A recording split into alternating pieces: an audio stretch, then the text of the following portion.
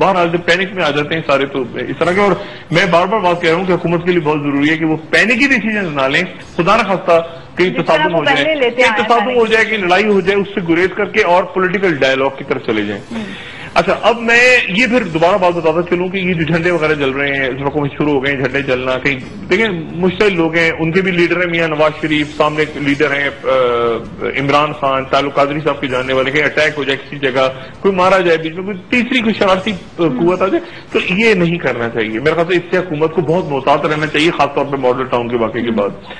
ایک بات تو یہ ہو گئی. دوسری بات میں آپ کو یہ بتاتا چلوں کہ ایک تو اس بات کو، یہ جو 12 اکتوبر والی غلطی ہونے لگی تھی، میں اس پہ زیادہ بات نہیں کروں گا. میں نے شام کو بات کی تھی کہ میاں صاحب کی حکومت سے 12 اکتوبر 1999 جیسی یا اس سے ملتی جلتی ایک بڑی سنگین غلطی ہونے لگی تھی پچھلے 2-4 روز میں. اور وہ غلطی ملک کو ایک بہت بڑے بحران کا شکار کر دیتی، یعنی بطور ریاست آپ کو بہت بڑے بحران کا شکار کر دیتی. 12 اکتوبر 99 جیسی غلطی ان سے ہونے لگی تھی، بلکہ تقریباً ہو گئی تھی. پھر وہ رک گئے یا روکا گیا، جو بھی معاملہ ہوا، لیکن اس کے نتیجے میں وہ ملک کے لیے بہت برا ہوتا، ملک کے لیے.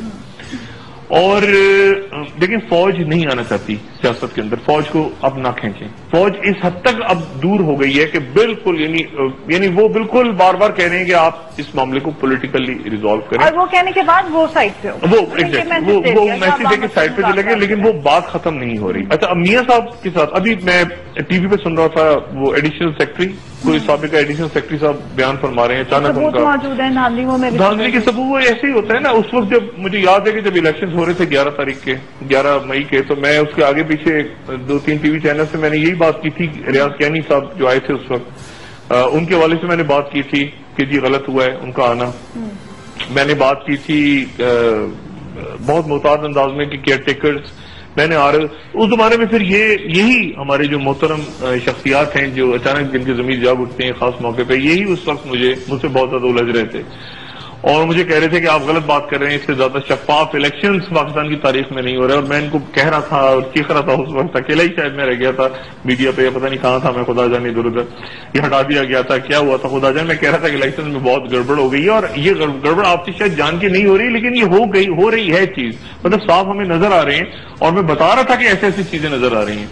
لیکن بہرحال اینی وے، اور پھر وہ جس طرح معاملات ہوئے، کیئر ٹیکرز بنی، جو کچھ ہوا وہ سب کے سامنے آ گیا. تو اب وہ خود ہی شخصیات اپنے منہ سے بول رہی ہیں.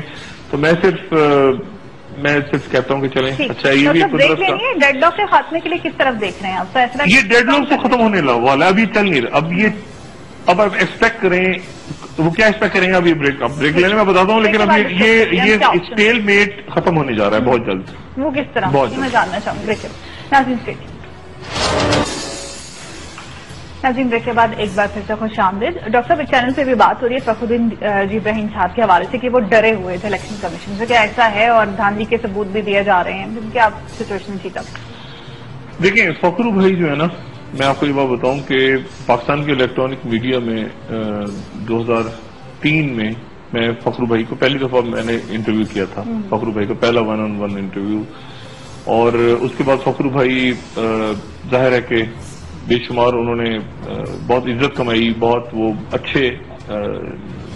اچھی شخصیت کے طور پہ ان کا نام شمار ہوتا ہے. لیکن 2-3 باتیں میں فخرو بھائی کے والد صاحب کو بتاؤں.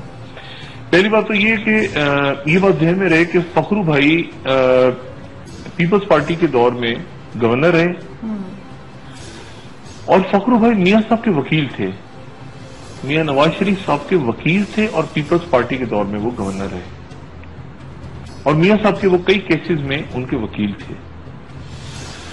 اور فخرو بھائی بطور وکیل پاکستان کے چند، جیسے کہنا چاہیے کہ انتہائی بڑے اور مہنگے وکیلوں میں سے وہ ایک تھے. اور ایک کیس ان کا ایسا آیا بلکہ جس کے اوپر مجھے کافی حیرت ہوئی، یہ میرے خیال سے 2009 یا 10 کی بات ہے، جب وہ ریکوڈک کے معاملات، آپ کو پتا ہے نا کہ عدالت میں چلا گیا تھا ریکوڈک کا معاملہ، اور ریکوڈک کے جو کانے ہیں، تو یہ جو کینیڈا اور یہ جو باہر کی کمپنی تھی چیلی وغیرہ کی، فخرو بھائی ان کے وکیل کے طور پہ جب عدالت میں پیش ہوئے تو عدالت کے سپریم کورٹ کے اندر اس وقت سب لوگ ہل گئے. انہوں نے کہا فخرو بھائی آپ ان کا مقدمہ لڑنے آئے ہیں. تو فخرو بھائی جو ہیں وہ میاں نواز شریف صاحب کے وکیل بے شمار کیسز میں، مطلب ایک نیک نام آدمی لیکن ان کے وکیل، اور جلاوطنی کے مصطفیٰ صاحب نے بھی ہمیں جوائن کیا. ہاں میں اس سے جنرل سے بات کرتا ہوں. جلاوطنی کے دور میں بھی فخر بھائی کی ملاقاتیں مستقل ہوتی تھیں، اور فخر بھائی ظاہر ہے کہ ان کی فیس اور وہ سارا معاملہ، لیکن یہ کہ وہ اس وجہ سے فخر بھائی پہ کنسنسس ہوا تھا کہ وہ دونوں طرف کے کیسز وہ لڑتے رہے ماضی میں. جناب غلام مصطفیٰ صاحب ہمارے ساتھ ہیں، میں ان سے ذرا تھوڑا سا پوچھوں کہ اس وقت وہ کیسے دیکھ رہے ہیں اور کیا اس وقت صورتحال ہے. جنرل صاحب السلام علیکم. ڈاکٹر صاحب، جنرل صاحب یہ ایک جو جمود کی کیفیت ہے، یعنی میں نے شروع میں پروگرام کی بات کی کہ جہاں خاموشی ہو تو جمود ٹوٹتا ہے کسی آواز سے، جہاں آلریڈی بہت ساری آوازیں ہو، شور ہو، تو وہاں پہ وہ جمود پھر زیادہ بڑے شور سے ٹوٹتا ہے اور خاموشی چھا جاتی ہے ایک دم. یہ کیا ہے اس وقت؟ یہ معاملہ بہت کھنچ گیا اور کسی اچھی صورت حل ہوتا نظر نہیں آ رہا بظاہر اس وقت. ڈاکٹر صاحب، ہم بہت شور سن رہے ہیں لیکن ہم وہ نہیں سن رہے جو بول نہیں رہے اور جو کہہ نہیں رہے. جی،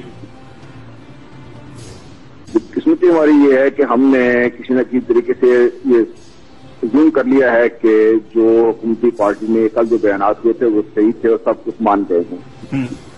آج کل اور بھی چند ایک واقعات ہوئے، آپ نے بھی شاید اس کا اشارہ دیا تھا، شکر ہے وہ نہیں ہوا مسئلہ.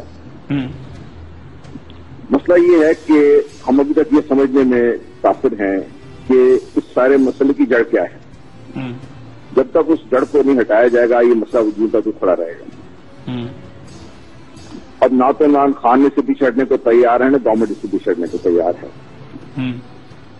اور جب تک یہ شور نہیں ہو جاتا کہ جو نیکسٹ الیکشن ہے، نمبر 1 تو وہ جلدی ہو جائیں گے، number 2 free, fair and impartial ہوں گے.